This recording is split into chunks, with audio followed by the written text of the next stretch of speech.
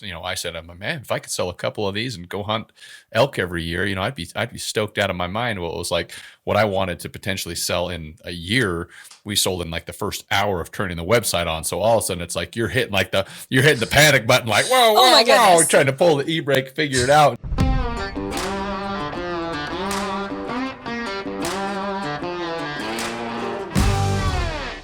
Hey guys, Kat here from Standing Stone Kennels, and welcome to our new Standing Stone podcast. If you guys have followed along with our podcasting journey, you'll know that it started with our original YAWA, which stands for You Ask, We Answer.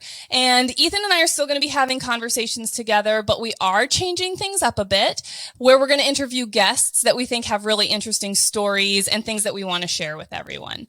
So today, thank you for listening in. If this is your first time to our podcast, stick around, listen in, as well as check out some of our other places on Instagram, Facebook, YouTube. We have a Patreon community, as well as we actually have an online store for all of your training and hunting supplies. And they're full of items that we actually use and recommend, not a whole bunch of junk that you don't need. So I'd like to introduce you to Matt Davis, who's joining me today from Final Rise. I actually found out about Matt from a mutual friend, Courtney Bastian. I follow her on social media as well, and she had posted a picture of herself wearing this awesome strap upland vest that I contacted her and immediately demanded, where did she find that? Because finding an upland vest, a strap vest specifically, that fits a smaller woman's frame is pretty much impossible. And it looked awesome. She told me where to contact Matt and reach out to him. So I did. We had a conversation. I asked him some questions on how to take measurements to get the right fit. Ordered my vest. It came, fit perfectly, hunted with it all season and loved it. And then fast forward to this year's Pheasant Fest, where I actually got to meet Matt in person, which was really exciting. And I will tell you, he is as warm and kind in person as he is on social media. Sometimes you don't really know if it's just a show that people are putting on, and it definitely is not. So I would like Matt to now introduce himself and tell us a little bit about him and fill in the gaps. And then we're going to have a conversation. It should be pretty laid back about some of the cool upcoming stuff that is on the horizon for Final Rise. Awesome. Well, thank you, Kat. I appreciate the opportunity to hop on here and enjoy you, and thank everybody for listening in. And it's a treat. It's funny. I remember when Kat reached out to me. I'll share the story, and then I guess I'll talk a little bit about myself and kind of my background. But I remember when Kat called me, I'm sitting here talking to her, and I'm like, "Gal, I know this gal's voice. I know who this is." And I'm sitting, she's asking me these questions, and I'm answering. But the whole time, I'm like, I know who this is. And I finally said, I was like, "Is this Kat from Standing Stone Kennels?"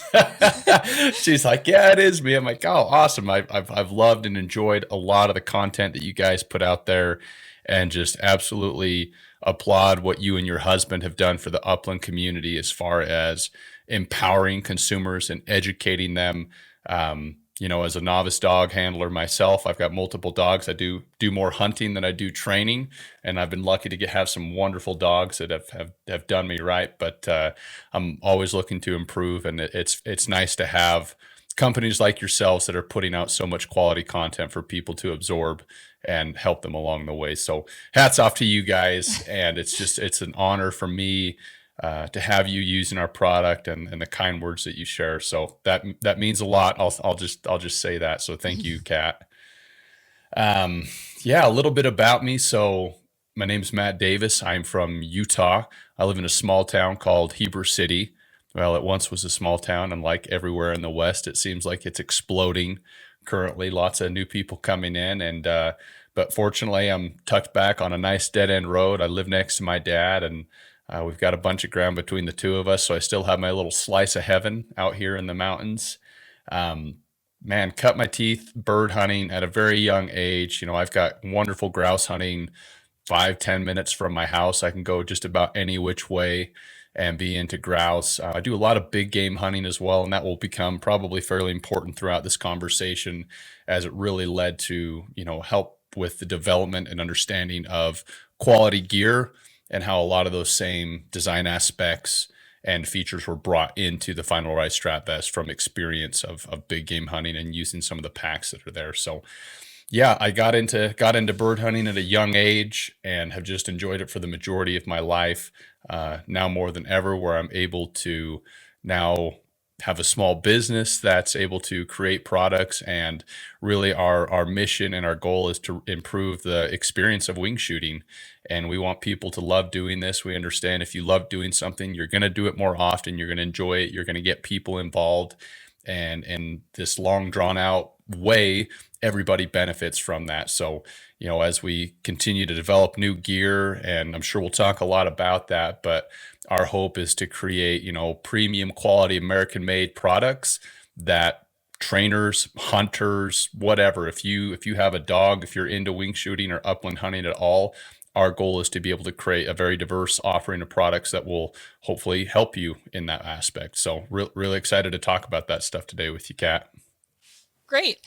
Well, I assumed that you had a fair amount of hunting experience background based on how the vest was actually made and how functional it was, because it doesn't have a lot of junk on it that is just for looks and not truly functional, as well as it's easy to get birds in and out, which for me is a big thing, because otherwise you shot this pheasant, and pheasants are fairly big birds, and your dog brings it back. You've got this pheasant in one arm, your shotgun in the other.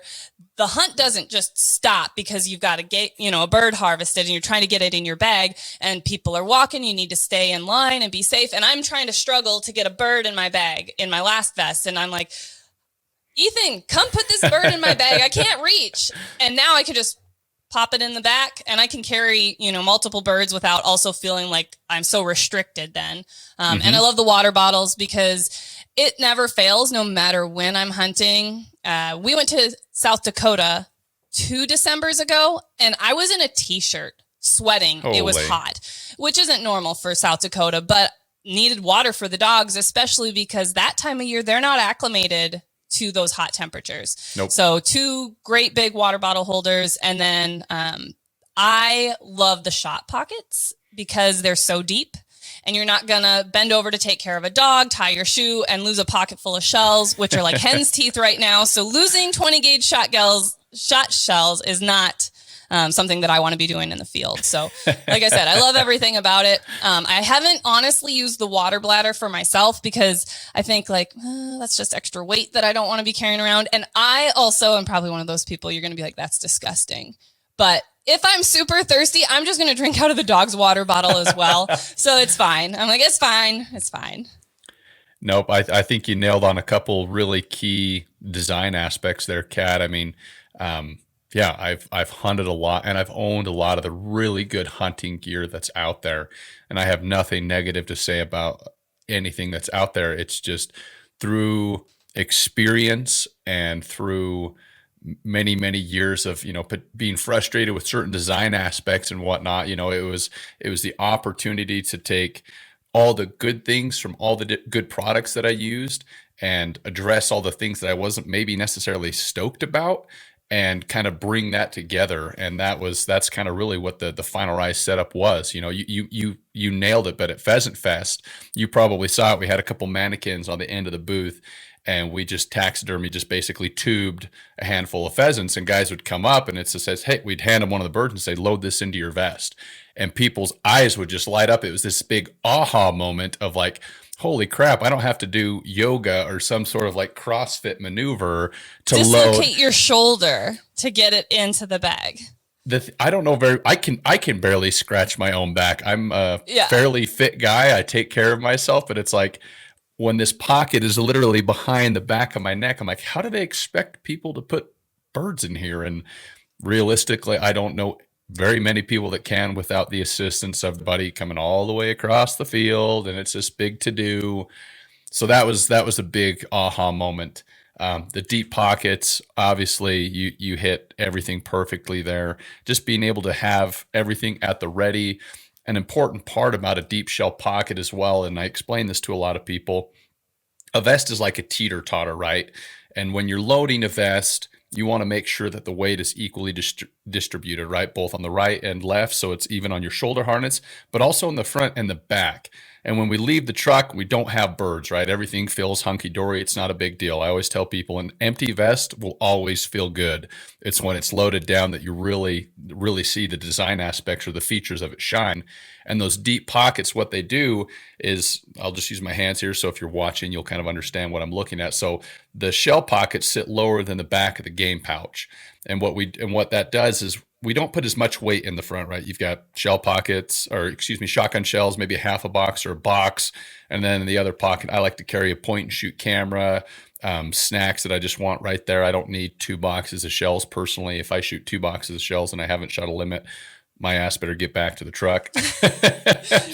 But anyway, so what that lighter weight does is by sitting lower than the back of the game bag, it actually for a longer period of time can offset weight as it's added to the back of it.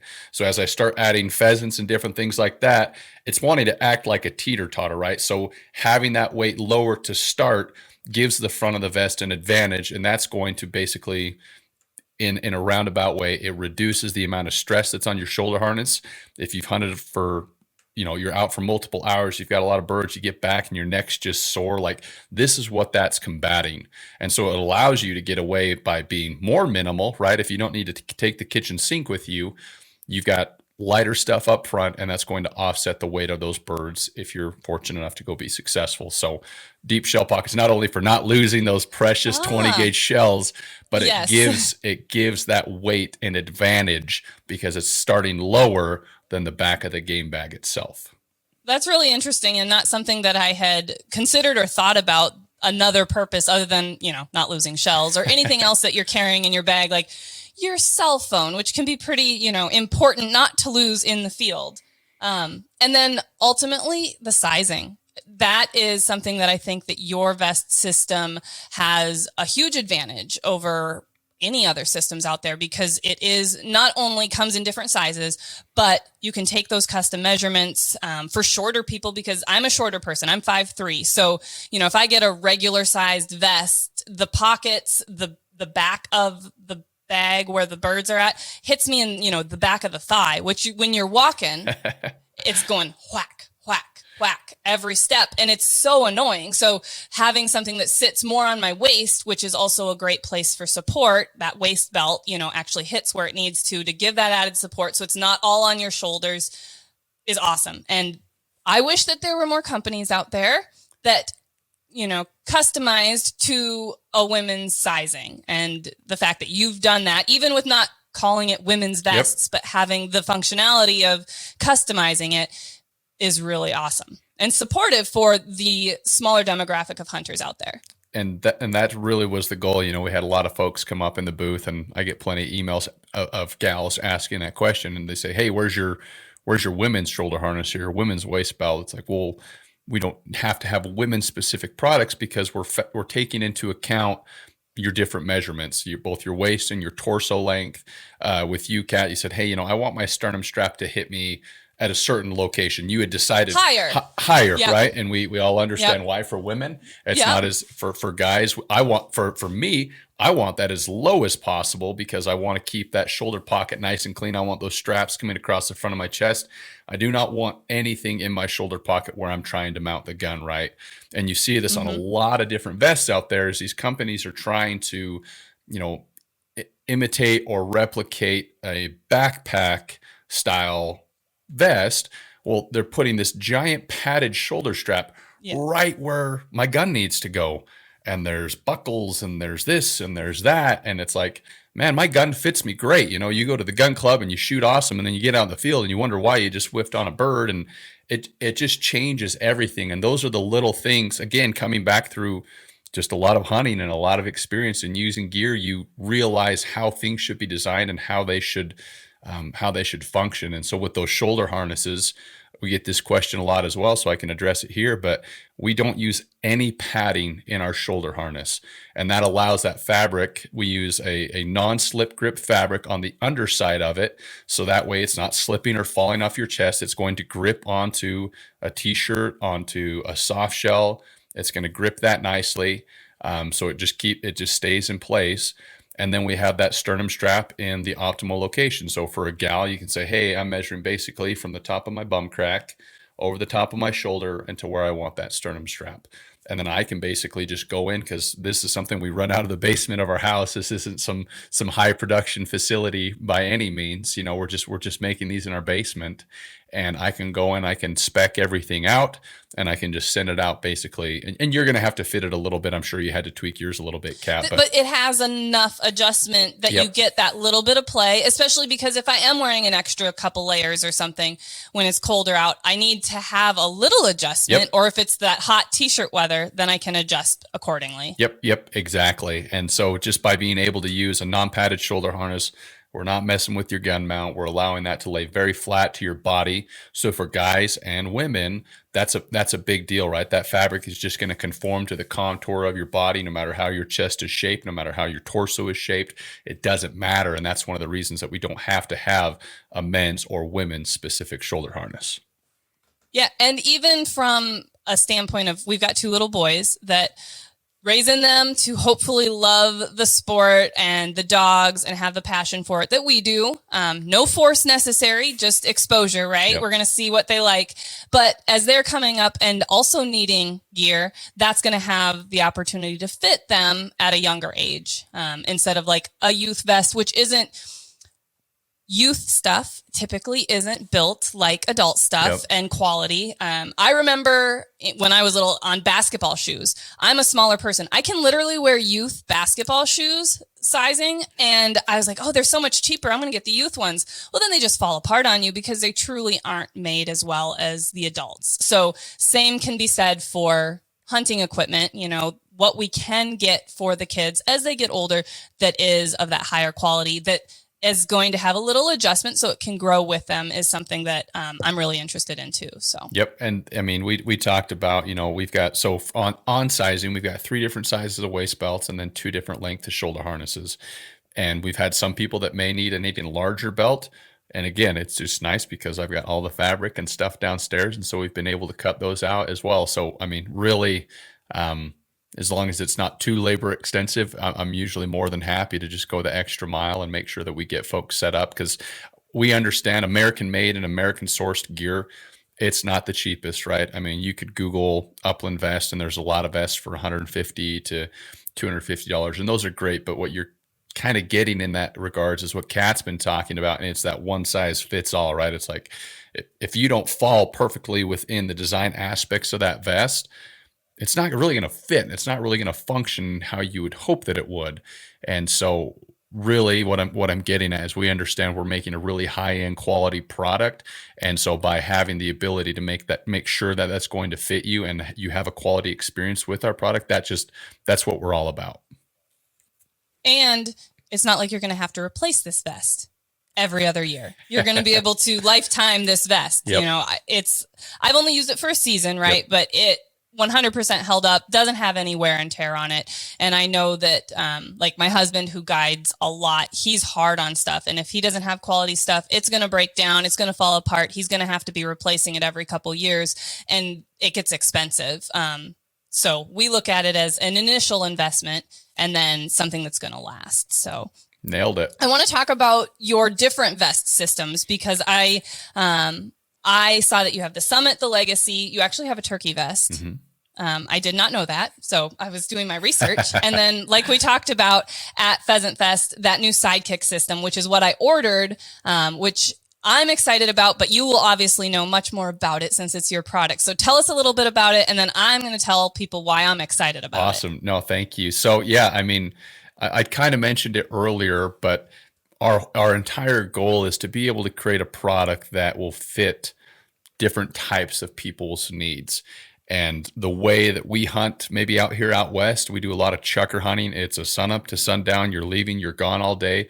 I understand that the gear that I need may be totally different than somebody that's hunting, small plots. They're hunting 40 acres there, 40 acres here, and they're able to loop back, come back to the truck. They don't need to carry as much gear. And so initially when we started Final Rise, the Summit Vest was our do-all workhorse, any upland, any application product that I knew could excel in any application. Again, kind of tried and true in the Chucker Hills being able to carry, enough water for me and multiple dogs. We're hunting birds from, late September all the way through the middle of February. We've got a really long chucker season here, and everything in between. We're doing sharptails, we're doing pheasant, we're doing all sorts of different stuff. I mean, heck, we had this past year, I went to Nevada with a couple of my buddies and we hunted snowcock, and we were just basically bivvy hunting with our summit vest because we knew that it had the ability to carry stuff that we needed. And I've even antelope hunted in it and done different stuff because it's like I can carry all the different gear that I need. So the summit vest is really set up to meet and exceed any of your needs. It's built on a modular platform using MOLLE or PALS webbing, which is very popular in the military, and it's transcended into a lot of different hunting gear. And what it does is it essentially offers a platform that now you can start plugging and playing. You can move pockets around, you can move accessories around, and you can really kind of customize how you want stuff. Like how I want things to carry and where I want things may be totally different than what Kat wants, right? And if there's one thing I've learned about people that hunt, they are so particular about their gear. And there is no one size fits all, especially when you've hunted for a number of years and you understand the value props of certain product. It's like, okay, like I've got my system dialed. I want my handheld here. I want my bottles here. I want my shells here. I want my first aid here. Like they know where they want stuff. And so the goal with that summit was to offer a broad modular platform that people could configure to fit their needs specifically. We weren't going to say, hey, this is the vest and what you see is what you get. And I'm just going to, square peg in a round hole type thing. It's like, no, you've got the ability to really set this up and do a lot of different cool stuff with it. So that would be, the summit in a nutshell, kind of what's going to come with that. So we do use the same shoulder harness and waist belt across all of our products, both the Summit, the Legacy, and the Sidekick, if you decide to run a harness on the Sidekick. And it's because those are, parts that really kind of separate our vest from a lot of the different stuff that's out there. Non-padded shoulder harness, minimal, have places for handhelds, different things if you want to use those. If not, the harness is laying flat. It's not in the way. There's nothing overly complicated about that. The waist belt, instead of using basically a single diameter waist belt, which is very common on a lot of different vests, and the reason that they do that is because it's very easy to sew. In sewing, straight lines are your friends. When you have to start doing this and you're trying to feed it through the machine, it gets a little more complicated. But when we set out to design the vest, I said, I'm going to use the best materials that I can. I'm going to use the designs that I know that work. I don't care how long it takes, and I don't care what it costs. I'm going to make the best product that I can. And there will be people that understand that and respect that and value that. And so that's what we went after. So our waist belt, instead of being a single taper, it has a bat wing shape. And as those wing flares up, that's really going to sit between your hip bones and your waist. And everybody has kind of a little hourglass hip on us right there, right? And that really allows that to suck in and sit really nice and tight. And that's going to distribute that weight.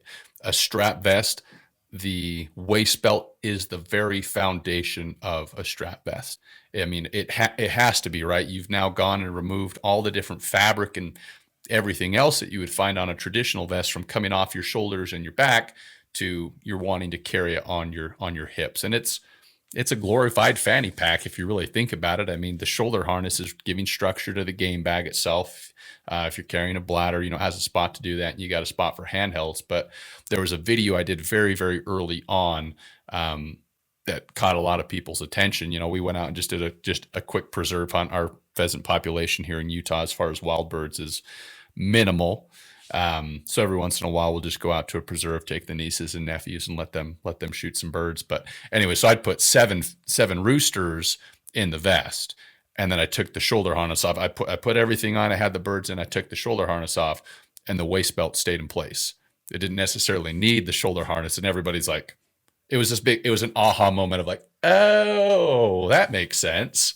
That makes sense, because other previous strap vests that I've tried, either they don't have enough actual structure in the waistband. It just it clips there, and it's not tight enough. You can't get it small enough for certain sized people, or it doesn't have any of that padding and lumbar support and things like that, because when I tried it on, it reminded me a little bit of, we have a backpack for our kids to sit in when we go hiking, and it's a lot of support there, and it needs to, because if I'm carrying a 30-pound kid around hiking in Montana, I need to have some padding there, because otherwise that's going to get sore pretty quick. And that's really what that reminded me of. And I appreciate the fact that you said, hey, I'm not going to cut corners basically and make this a quick and easy product to make, but it's not the product then because I cut those corners. So I appreciate that. No, thank you. And you just nailed something that I was going to dive into, is that lumbar pad.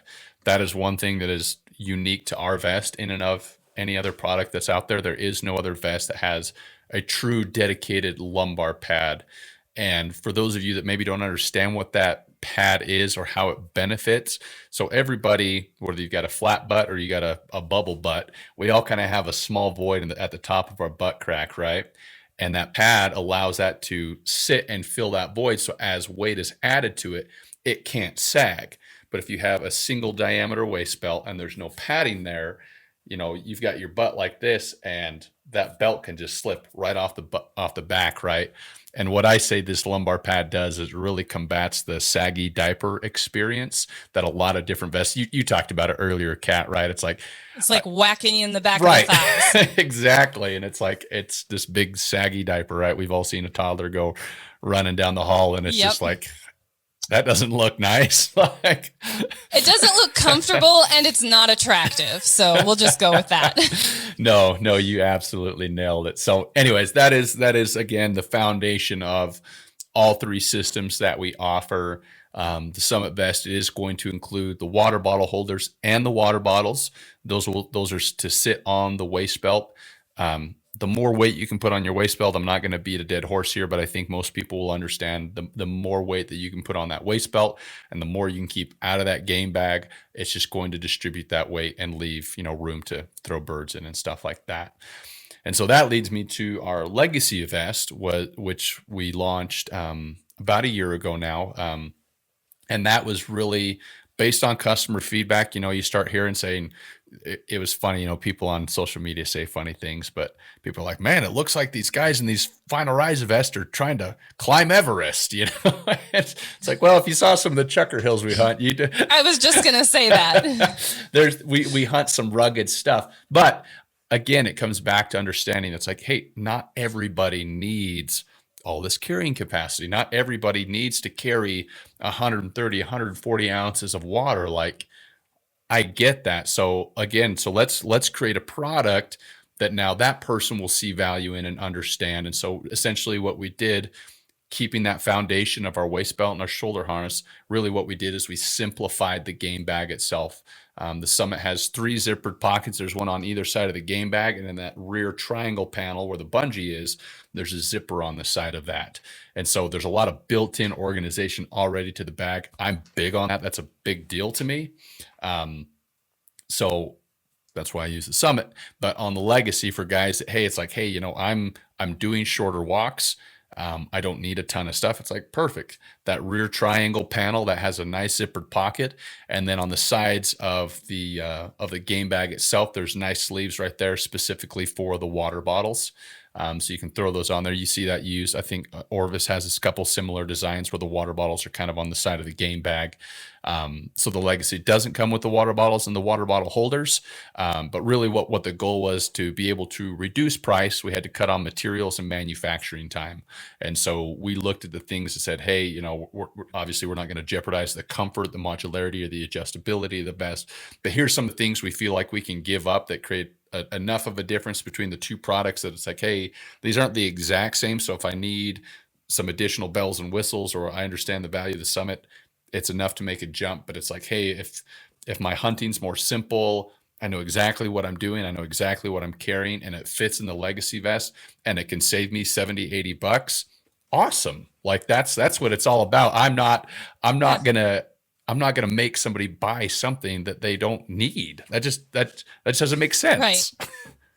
It like streamlines the vest to make it into that Legacy. And I honestly probably could have been fine with the legacy version. I don't know if it was honestly available when I don't think it was. I think we'd launched it right before August. I think you got yours in the spring last year. So yeah. And so I don't think it was available. Looking at them, I might have been able to get by with the legacy because typically the way that we hunt is those shorter walks. You know, we're doing a lot of South Dakota pheasant hunting. So we're walking some shelter belts, going back to the truck, switching out dogs, things like that. So I'm back to the truck pretty frequently. Sometimes when we went out to Montana, you know, those are bigger walks, but we also had a toddler with us the time that we went. So we're not out from the truck that long. But I really do like the Summit and I'm happy with it. I don't think that streamlining it, because I do love those big water bottle pockets. So I probably still would have gone with the Summit option, but I do understand the value of streamlining it for certain other hunting people. It's like we use transmitters for different collar systems, and I have, like you were saying, you know, your setup of your vest, so you know exactly where the things are. Well, I know on the transmitter of my system that I use most of the time exactly where all my buttons are, and I don't even have to think about it. I just reach for it and I'm there. But there are other collar systems that DT Systems makes, which is the collar company we work with. And the buttons are a little bit different in different places for different functions and different transmitter styles because they work well for other people. So having, you know, it isn't the one size or the one design fits all, but having the ability to modify it slightly based on what the consumer, you know, is asking for, feedback. And that's also a really awesome part about the fact that you're making these things, you're designing these things. They're all here in the US. It's not, you have to try and communicate that overseas, or it's like this whole long development process to get something switched around. You can say, hey, I'm going to take the actual feedback from our customers and see what I can do with that. And that's big to be a successful business, I feel like. And it was funny because that was really part of how Final Rice started, right? So, I mean, initially I sewed a couple of these up for me and some buddies. It was just, okay, let's just make our own vests, you know, and it was this, you know, we all put our heads together. It's like, okay, here's the vests or products that we use that are all awesome pieces of gear. But man, here's the things that we would change or we would alter, right? So we made a couple of them and we'd go out and hunt, and it's like, man, I really didn't like this. It's like, well, dude, we'll just run back to my house really quick. I got the sewing machines in a corner office. We just rip it apart and sew on it, and then we'd go hunt again the next day. It's like, oh yeah, that's exactly what it needed to be. So that R&D process was so expedited and just easy to do. And I mean, yeah, you do stuff overseas, and you nailed it. It's like you try one thing, or they send the sample over or whatever, and it's not what you initially wanted. It's like, here's another. Or there's that communication barrier. Absolutely, that can be a big part of it. So I'm curious, because you said you sew these. I saw a video of you sewing them. What is your sewing background? I mean, I took home ec in high school. I've used a sewing machine a few times. I can hem some pants, maybe fix a seam, but I don't have a ton of experience. And like you were saying, you know, those curves and things like that you're sewing aren't as easy as straight lines. Everything's hand sewn, and you're sewing on zippers, you're sewing on different materials. That is all difficult things. You're sewing on that seam binding, seam tape. So tell me about your sewing background. So my sewing background. So it's funny. My parents owned an industrial sewing business when I was a little kid. So I actually, just about a year ago, I bought the house that I grew up in. That's the one I'm sitting in right now. And the basement has been retransformed back into sewing. It's gone through this vicious cycle of being, you know, unfinished and all this different stuff. But anyways, so my parents owned an industrial sewing business and ran that out of our house here. And so at a very young age, I was the second to youngest. I've got 3 older siblings. And my mom taught, you know, 4-H sewing classes and different things like that. And so I was always in tow, you know, sewing pillowcases and pajama pants and scrunchies and different stuff like that. The home ec stuff, right? I sewed a lot of that stuff. But as I got older, you know, I'm very much into big game hunting. I still do a lot of that and balance that between working my dogs and everything else that we've got going on. But again, I would, you know, have a hunting pack or a pair of pants or a pair of boots or whatever.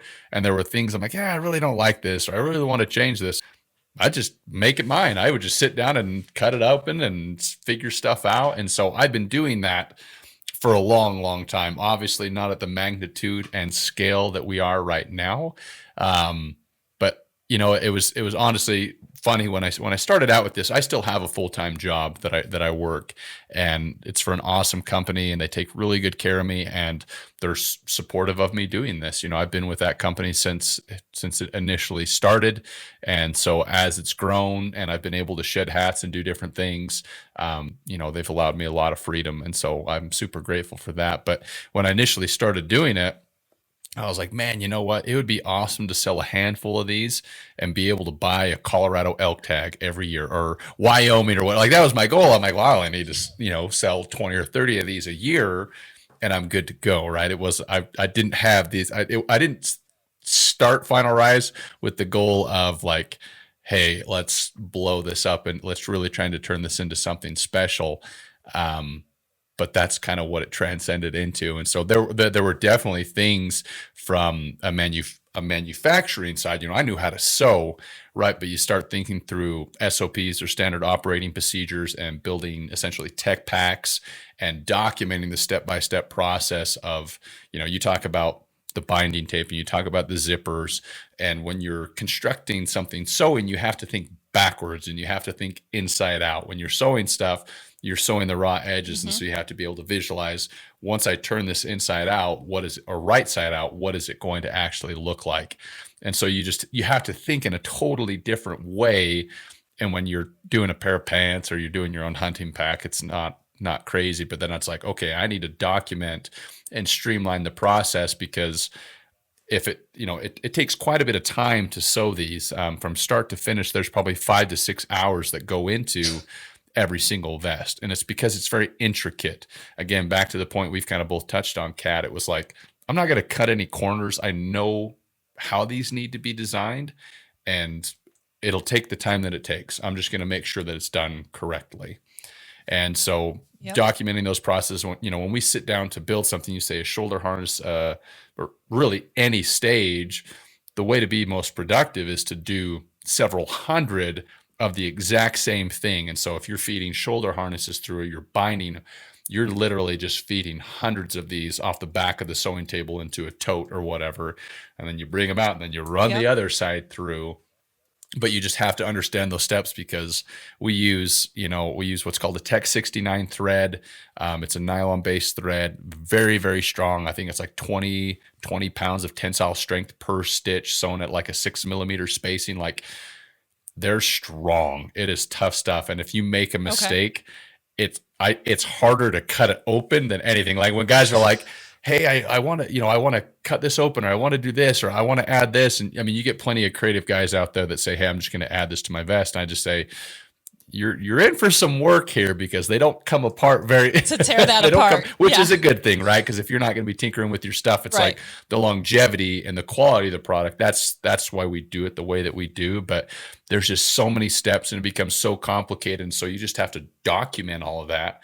And then you talk about developing new products and new things. It's like, okay, like you have to build that foundation. It's like, once you figure out how you want the product to work, you got to sit down and you document every step and where things go. Because if you get past that step and you forgot something, it's not like, oh, I'll just rip this off and I'll just do it. Like it's honestly, and you do a time cost analysis on something, and it's like, realistically, it's easier for me to start over, because the amount of and figure out what I did. And you'll have to scrap this stuff. I mean, it's like, well, I'm just going to take that on the chin. I just made a mistake. So over time, and we still make mistakes, we're still humans, right? But it's like, we've found the optimal amount of, like, in a batch, it's like, okay, let's do 20 at a time.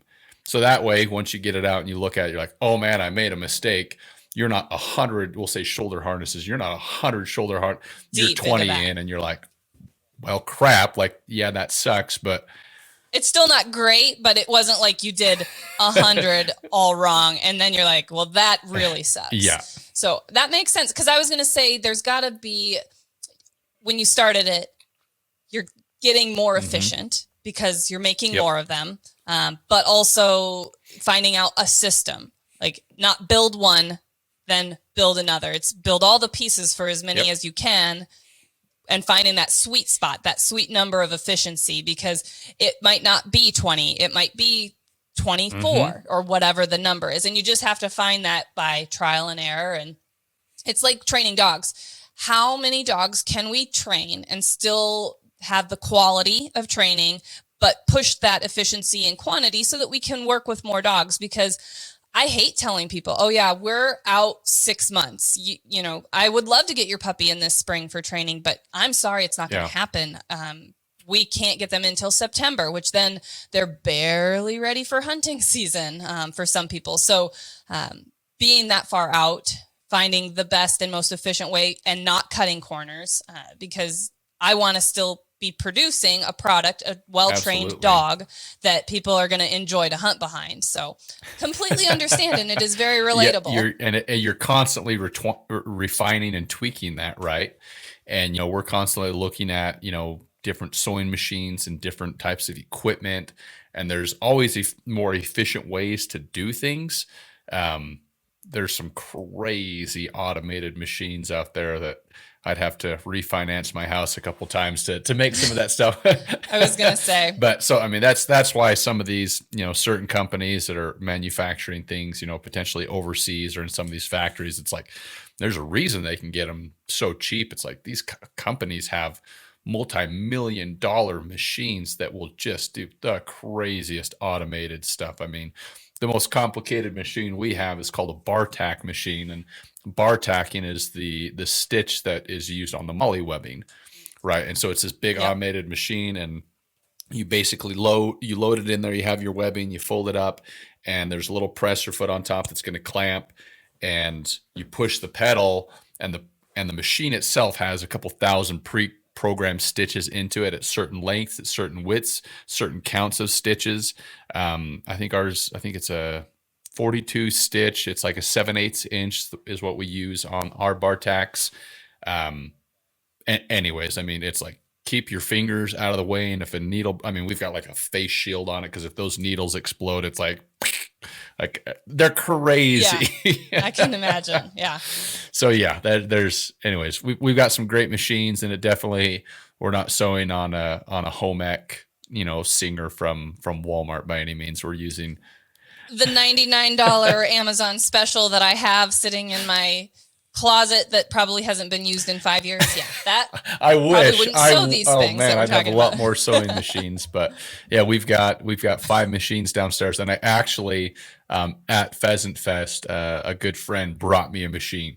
He's like, "Hey, this is sitting in my warehouse," and he sent me some pictures of it. I'm like, dude, it's an older machine, but it's like the older the better sometimes with sewing machines, especially sometimes, it's like old washing machines or old washers and dryers that, you know, could survive 10,000 zombie apocalypses. Like that's the quality of some of that old stuff is far superior to what you might find on stuff today. So I got to bring home a new machine from Pheasant Fest. So I was pretty stoked about that.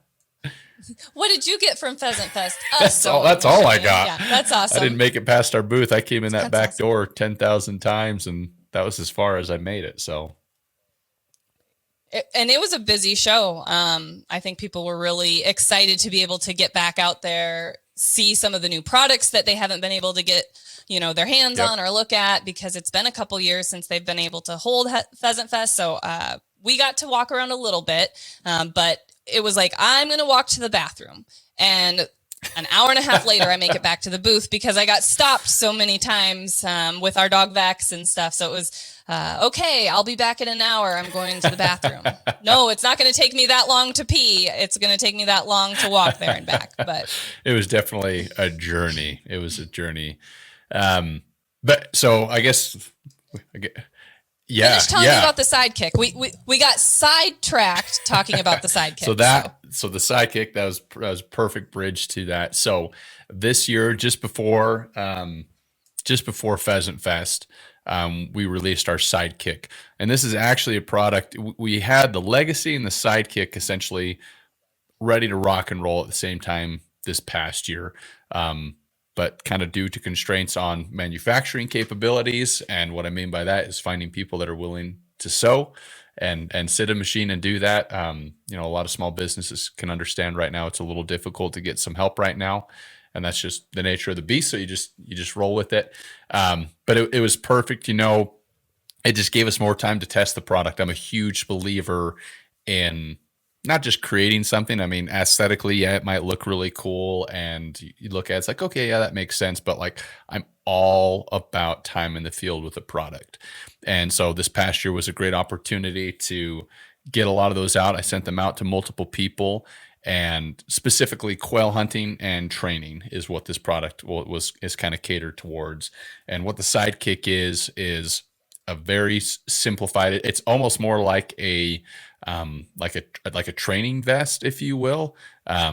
You can run it with or without the shoulder harness. It has a more simplified, I guess, shell pocket or shell pouch, however you want to call that. They're just a little bit smaller, but again, it's coming to the understanding that I don't specialize in everything. There's a lot of things I'm good at. There's other things that I'm not good at.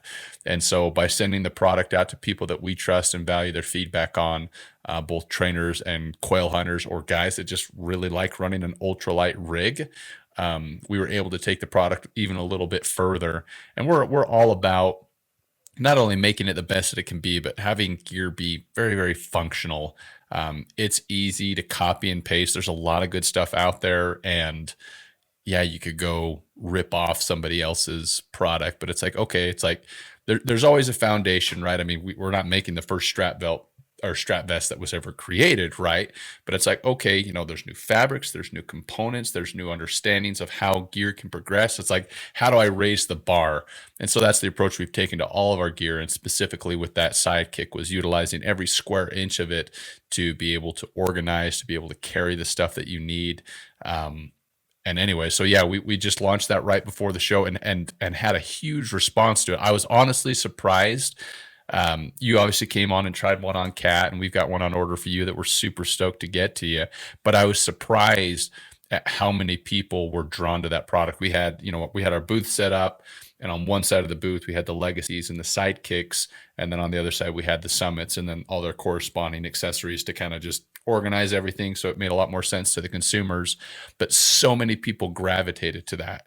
And a lot of them are trainers, right? They're like, I've been looking for, I just need to carry a couple bumpers, and you're up here when it comes to dog training compared to a lot of the other people out there, Kat. So maybe tell me why it was appealing to you.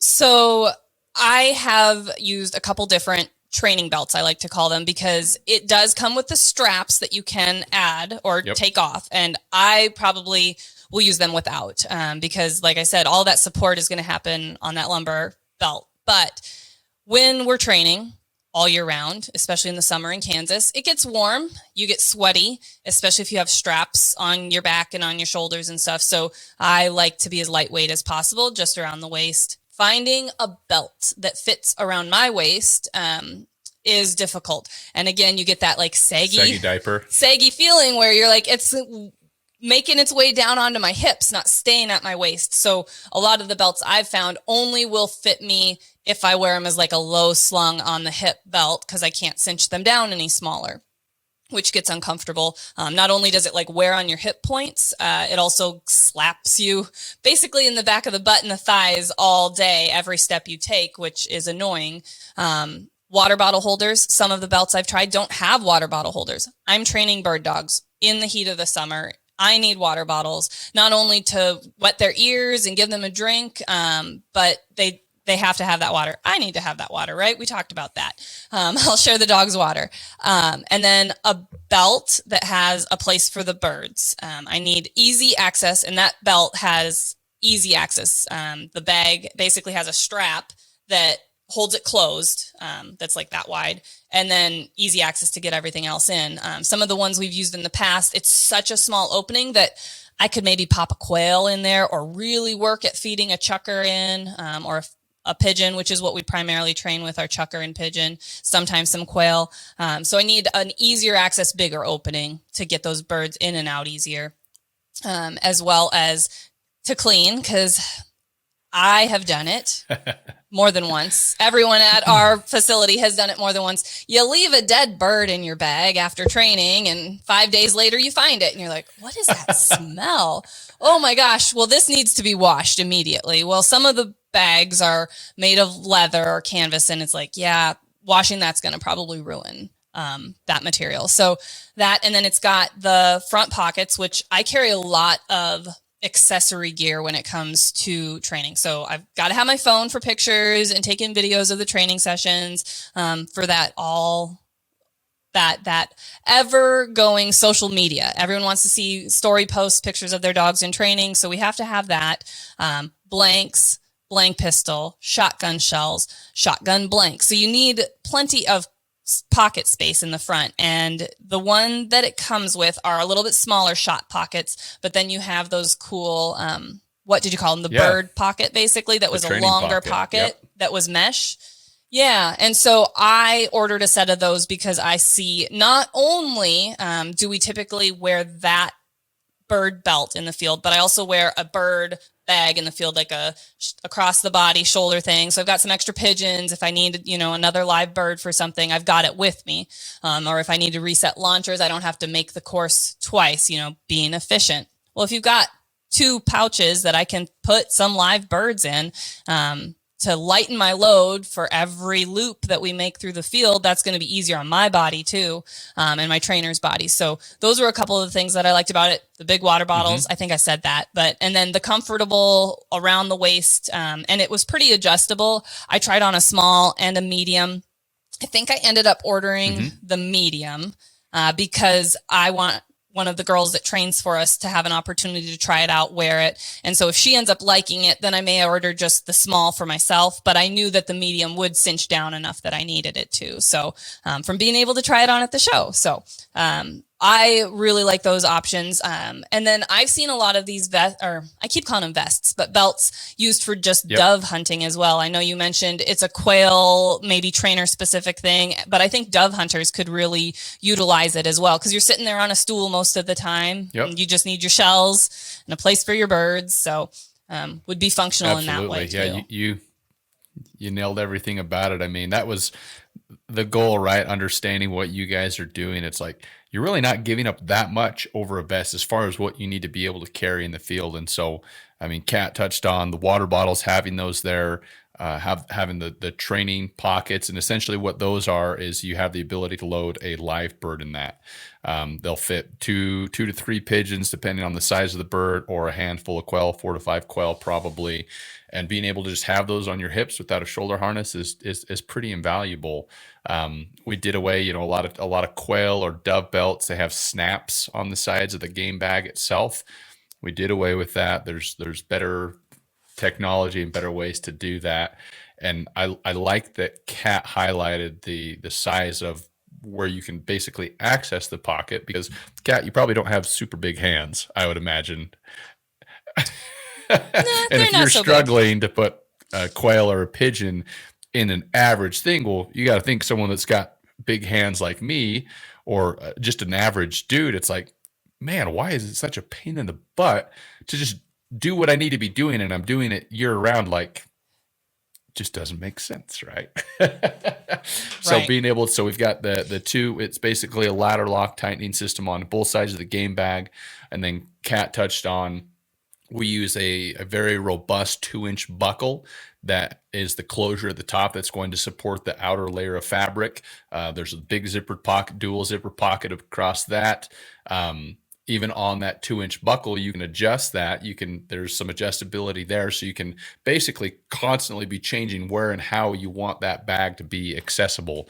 And certain states, where you might only hunt, you can only shoot 2 or 3 pheasants or whatever. I mean, you could fit 2 pheasants in there very, very easily. So it lends itself to, again, just a lot of versatility.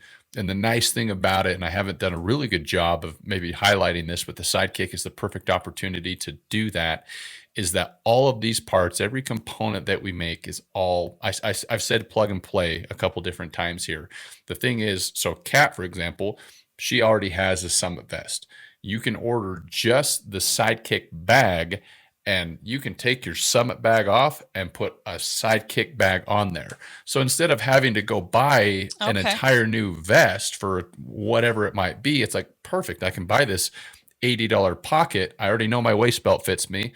I've already got shell pockets on here. I've already got water bottle holders and water bottles on here. Now I can just add that to my system, right? We call everything systems, and it's for that very reason, is that once you have a waist belt and a shoulder harness and some shell pockets, it's like, man, you can just start configuring that, and you don't have to go and buy a dedicated vest to every single application or hunting style that you have. It's like, once you get into the final rise setup, there's a lot of lateral adjustability between the different products that we offer, which makes it really nice. You invest in a nice piece of gear, and you can just go add the additional accessories that fit your needs. Exactly. Yeah, an add-on, basically. You add on the items that you need. And that's, I was not aware of that, but honestly, I'm not going to give up my upland vest that I'm going to be using for hunting for training, because there's going to be crossover for our seasons, where we're still training and I'm hunting, and I'm like, yeah, no, I need both. So for us, it makes sense to have both from a professional standpoint. We're professionally training dogs all year round. And also, and I don't want to say professionally hunting because we don't get paid to hunt, but we go hunting a lot more than the average Joe, I would say. So are in the field a lot and need that equipment kind of designated for that. But that's a really cool option for, I think, a lot of these people that train in the summer with clubs and groups like NAVDA or AKC groups that they can train, have that system without the big straps that are, I don't want to say weighing you down, but making you sweaty. Yep. And then, they're a little extra weight, and then be able to switch it right out and be ready to hunt with it. So that's a cool option. Yep. Very cool. I know you've got the turkey system too, which is also cool, because I saw that it has like a seat, because I've only honestly been turkey hunting once, and I shot a really nice turkey. So I'm like, quit while you're ahead. Yep, exactly. So, and Ethan took me, and it was great, but the seat, I had a seat on the vest that I had, which was very nice, because otherwise you're sitting in the damp, dewy ground on your sit bones, and it gets uncomfortable. So I saw that, and I was like, hey, he knows what he's doing. Thing. I mean, you start peeling back all these different layers, and you're a living example of it. You and Ethan are Kat, but it's like, this is something you live year round. This isn't a seasonal type thing. And there's a lot of people out there that they're serious about it, right? Whether they're doing it professionally or just for kicks and giggles, and it's because it's something they love and something they're passionate about. Like, people that love dogs, they are training their dogs, they're working their dogs, and they're hunting their dogs. It is a cycle that never, ever ends. And there's a lot of crossover. It's like, if you like hunting one type of thing, you probably like hunting turkeys, or you like hunting big game and different stuff like that. Because that's who I am, right? It's like, I'm creating products. You talked about it when you were talking about saying, hey, we list these products in our store because we use them. Well, that's the gear that I'm making, is the gear that I use, right? And so we do a lot of turkey hunting, and I mean, just being able to create some additional accessories. So again, if you have a Summit vest, or even if you have a Legacy vest, we actually just launched the Legacy in a brown color as well. There are enough people that have enjoyed that product and say, hey, I don't need orange in my state, or I want to use it for other types of things. Started offering that as well. But it's like, man, you can slap a seat on there. We've got a couple different call accessories. You can put your diaphragms on your shoulder harness. You can put a box call on the sleeve. You can use the shorter pockets. We've got, a striker pouch for your call. So for like a minimal run and gun turkey hunter, you've got just a great little kit. And again, it increases the versatility and your ability to use a piece of gear that hopefully you trust and enjoy using. Yeah, and if you do get the upland system, like you were saying, either of the Summit or the Legacy in that Ranger Brown without the blaze, it can be a little more functional if your state doesn't, where you're hunting, require orange. I'm a big proponent, if you're going to be in the upland field, whether it's a state requirement or not, having as much blaze on as you can, just from a safety standpoint. Ethan guides. He's hunting with a lot of people out in the field. I want him head to toe orange so that everyone sees him from a mile away, just from a safety standpoint. So, but if you have other options of wearing orange when you're out upland hunting, you know, a shooting shirt, orange hat, and your vest doesn't need it, it gives it a really great option to be able to be as versatile of a vest for you as can be. One of the things for people that, you know, here in Utah, Nevada, Wyoming, we don't need orange, right? So it's like I'm wearing an orange hat, and that's usually about kind of the extent of some of the orange that I wear, whether I'm just trying to be sneaky because I don't want people knowing my chucker spots. I would say also the hunting that you're doing is different. Like, so if I haven't been up in chucker country climbing mountains to hunt birds, I would say that's not as party hunting style. Whereas in South Dakota, the type of hunting that we're doing a lot is you're having blockers, you're having walkers, you've got some people on either side of a shelter belt through a cattail slough. You need to be able to catch those small glimpses of the line as you're advancing so nobody's getting out in front of you and things like that. So as much orange as you can for those type of hunting situations. But where you're at, like you're saying, probably fewer and further between the people that are out there. Definitely. With you. One of the cool accessories that we do offer, so if you do have a brown summit, we created an orange panel that can attach to the back of the vest, right? And so I actually, this whole past year, I just used one because I could. Right. Well, you've thought of everything. Okay. Well, you've basically thought of everything. And it no, comes that's back awesome. To that point. It's like, there's plenty of guys that it's like, they're trying to do all these different stuff. It's like, yeah, I want a turkey hunt. I want a dove hunt. I want an upland hunt. But my state doesn't require it.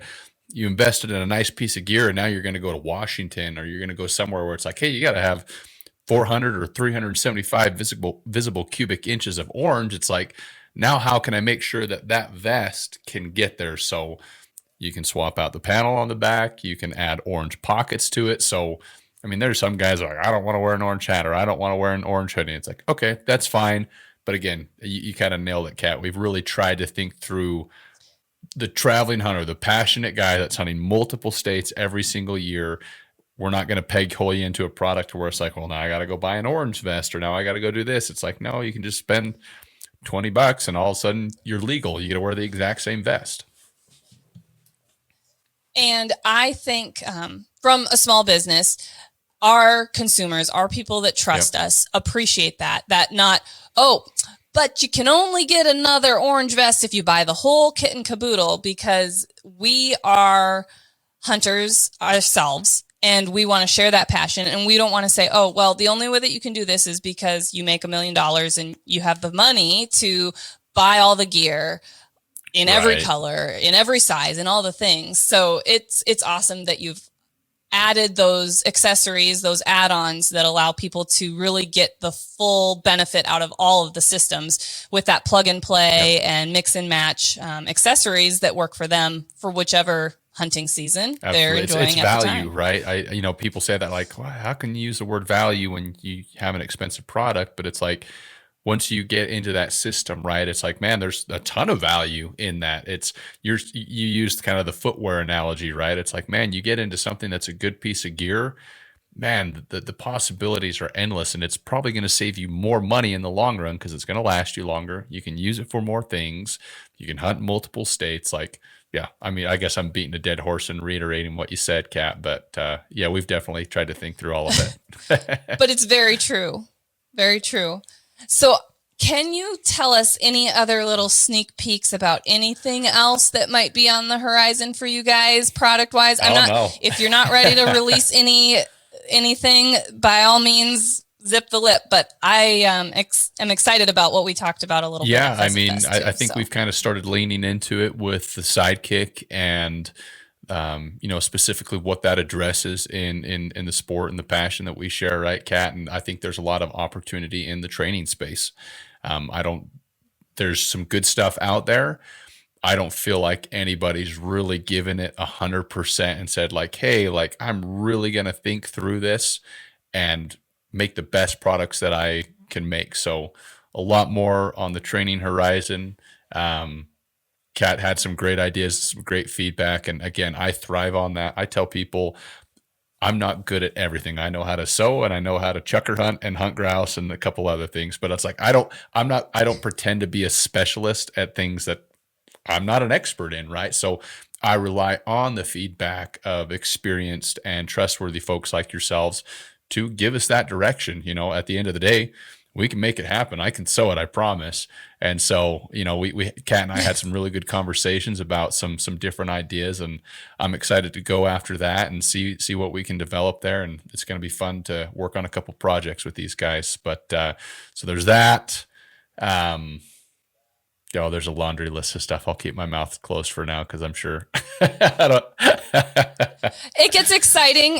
You get like in these creative vibes, and you get so excited to share your passion and your excitement with people. And we sometimes do that where I'm like, we have these projects planned and I'm so excited, and we talk about it, and then it gets delayed. Like the release, the launch of those things get delayed. And then I feel like, oh, we shouldn't have said anything because people are like, hey, you got that new training program out yet? And I'm like, I swear, like I told you, we were going to record this podcast yesterday, and then I had to unfortunately cancel because I had to put on a different hat for the business and end up helping out in our shipping department because we want to get all of our products out from our online store as quickly as possible because no one can compete with Amazon. I get that. But we want people to understand that we're trying to get their items out that they've ordered the very same day if it's ordered before 2 p.m. or next day if it's ordered after on business days, because people want to get out and train. They see a product, they get excited about it, they want to start using it in training their puppies, going hunting. So we want to get it to them.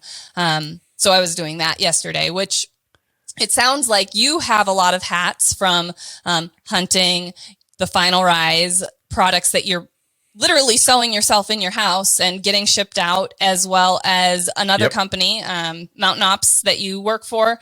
And so finding that work-life balance, man, especially when you're grinding to put out new products and to fulfill the demand, which I'm sure that you're seeing from Pheasant Fest especially, that's going to probably be, especially with everything being hand-sewn, it's not like just beep, push the button, sew the vest, send it out. It's all very labor intensive.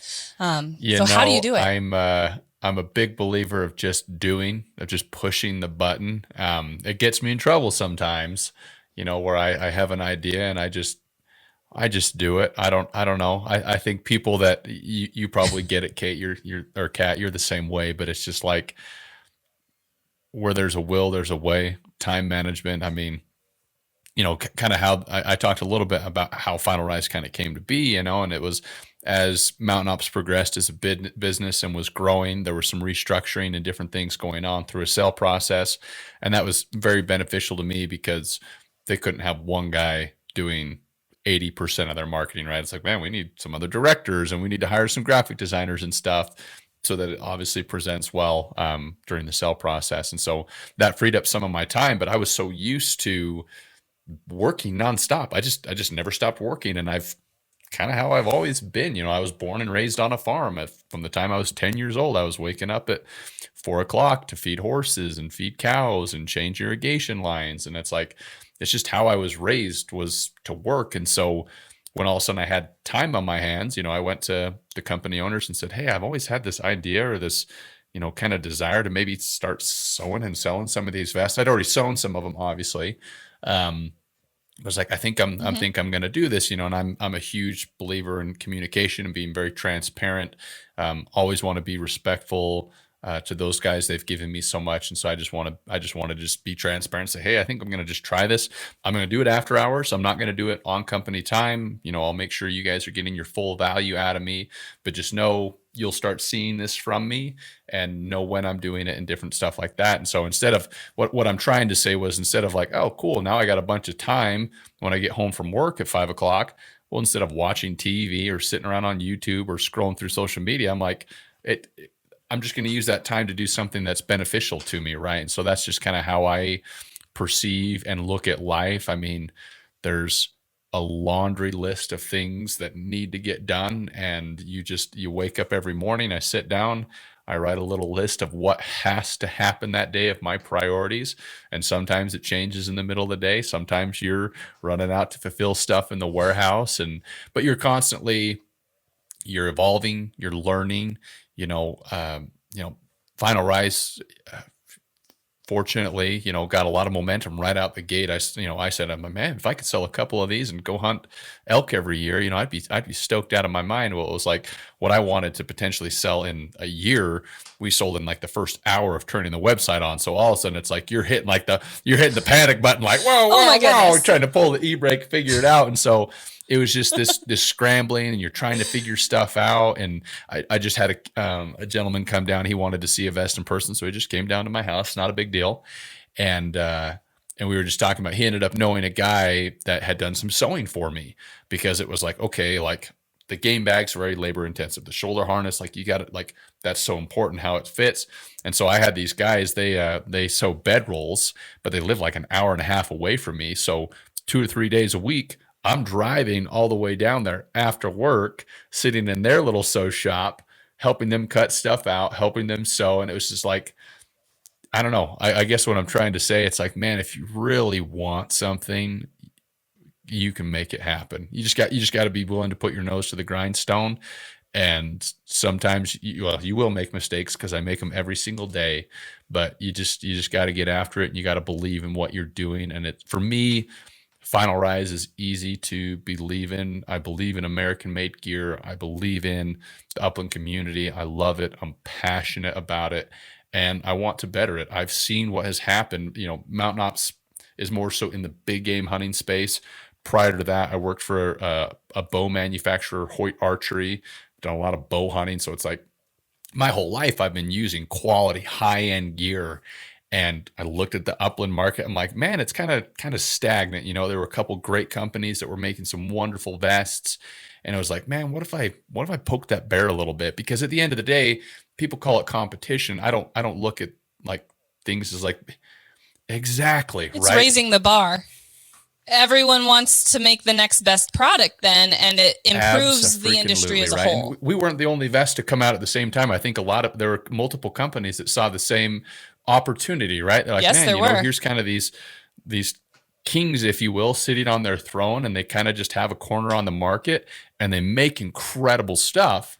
But it's like, man, there's all sorts of new stuff out there, and constantly it's evolving. I mean, I look to the big game space, and it's like the packs and the guns and the boots and like everything. It's like every year things are progressing and they're getting better. And there's, a point of diminishing returns within anything, right? But it's like, man, I'd love to raise that bar. That was the goal, to raise that bar. And at the end of the day, the beneficiary of that is the consumer group, right? Like people should be stoked about that, because, we're kind of all holding each other accountable, right? It's like you can't get away with just being making a subpar product because you're the only one making it, right? Nobody has another choice. So it's like, hey, if there's multiple choices out there, I better be doing a really good job. I better focus on my customer service. I better listen to my customers, provide, a great experience. You spoke to that, Kat. It's like you guys have a promise that you make to your customers on when you're fulfilling stuff. In today's world, you have to keep those promises, right? Because of Amazon and the Amazon Prime instant gratification world that we all live in, and we're all guilty of it to some degree. As consumers, we have been educated that we should get instant gratification anytime we spend the buy button. So that's not always possible for some of us small businesses, but it helps hold you accountable. And at the end of the day, the way I look at it, and I've shared this before, but it's like all these upland companies that are creating good gear in a roundabout way, whether somebody, purchases my vest or that from somebody else, if that product was the right person or the right vest for that person and mine wasn't, that's okay. I'm okay with that. I don't feel like I have to, sell a bunch of vests and get every single sale, because it's like, I want that person to get what's right for them. Because if they get what's right for them, they're going to love it. They're going to enjoy doing it. They're going to invite more people to go hunting with them. And eventually someday they may circle back and they may buy a product from us. There have to be different levels of products. That's with dog training, with your dog gear. Like you understand high-end gear because you've used stuff that maybe isn't as nice in the past, right? And there's a customer journey that we all go on. And as you progress through life and you have those experiences and it's easy to start seeing the value in certain things. There's people that will show up to our website and it's just like, duh. Like, I can tell why Matt designed those things the way that he did. And there's other people that come and say, I don't have a ton of experience. I've heard a lot of great things about, like, tell me why this is actually important, right? So everybody's at a different point, but competition's a good thing. We're all holding each other accountable, and it's just better for everybody. I agree. And it is a very evolving process, especially if somebody is new to hunting, where they say, well, I don't know if I'm going to love this. Yep. I want to try it out. Maybe buying the top end vest isn't the right move for them at that point, and they get into something that's a little more price point appropriate for them until they get drawn in and get hooked and say, yes, this is what I want to do. My vest isn't doing what it needs to do. Absolutely. Moving on up, right? So we've been there, done that with dogs. I mean, our first German Shorthair was out of the newspaper, and we lovingly refer to her as Crazy Sammy because she was crazy, literally could run all day and still have energy to spare. So we got into a German Shorthair, first dog, not truly knowing what we needed or wanted, and lived and learned. And we do not have Crazy Sammys anymore. We've moved on and evolved. That was before we were breeding. That was just our first dog, and said, hey, we want to create the next best bird dog for the type of hunting that we like to do. And that's how our journey went. And I think that anybody that truly cares about what they're doing and are passionate about it, and turn what they love into a career path, have the sight forward for the future to keep improving, keep bettering the breed, bettering the brand, bettering the product to get to that next best thing. And Ethan and I say it all the time, if we're not learning, if we're not adapting, if we're not changing, what are we doing here? We shouldn't just say, oh, we're comfortable, done is done. Why are we going to keep working at it? And I see that out of you as well. So I'm excited for all of the new things that's going to be on the horizon for Final Rise. I'm excited for my sidekick and getting to use it in training this spring. Take it to a couple NAVDA tests, because that was one other thing. I'm just going to throw this out here. Last little thing is, so I judge NAVDA hunt tests. And when I'm in the field, I don't want a big vest. I want to be streamlined. I'm out in the field all day, all summer. Having extra water bottles isn't necessarily something I need, but as a judge, I've been in a position where I'm like, that dog that I'm watching needs water. Either the handler's out of water, they were nervous and forgot to bring water to the field. And as a judge, if I've got an extra bottle of water, I'm going to help that handler out. I'm going to help that dog out. I need pockets to have pens, my sunglasses, my own water bottle, a few snacks, my scorecards, things like that to keep them organized and not getting them lost. And then sometimes you need to be able to stow a bird pretty quick. So having a vest or a belt system like that is something I'm also excited about, because I have something I'm using now, but again, looking for something that's going to fit what I'm looking for a little bit better. So that's something else that probably isn't your everyday person saying, I need a vest for that, but I'm excited to use it for that as well. So you can add that as like an item that you may not have thought you needed this for. Love it. Just kidding. But, anyway, I appreciate your time today. I am excited for your new products. Thank you so much for being on the show with me. I'm very excited about the potential of giving you feedback and getting into some of that training equipment we kind of started talking about. I appreciate you having me on, Kat. So. It's been a great privilege for us, and would invite anybody to check us out if you're listening. If there's anything we've said that's been of interest to you, finalrise.com is our website. You can find us on social media. My personal cell phone number is on the website. If you call that phone number, I'll answer, I promise. And we just want to provide the best experience that we can. So thanks for letting me come on and talk a little bit about us, Kat. Yes, definitely. Thank you, Matt. And thank you to all of our listeners. Thank you for tuning in. We definitely appreciate you sticking with us through the whole show. And again, like I mentioned, please check us out on social media. We have Instagram, Facebook as well. We have a YouTube channel that has a whole bunch of dog training videos. If you have a need for teaching your puppy to sit or taking your dog out hunting with you. We've got a video for that. We are starting a new YouTube channel specifically for these Standing Stone podcasts because they are a little bit longer video pieces. So that'll be on there. And if you are trying to follow along with some of those videos, struggling with your puppy at home, we have an online dog training community on Patreon, so we can give you one-on-one help. It's patreon.com/standingstonekennels. And last but not least, we do have that online store, standingstonesupply.com, where, like Matt has talked about, when you use something that you like and you trust, you want to promote it. And that's where we're doing that, is on our online store. So again, thank you everyone for listening. Thanks, Matt, for being on today. And we'll see you in our next video.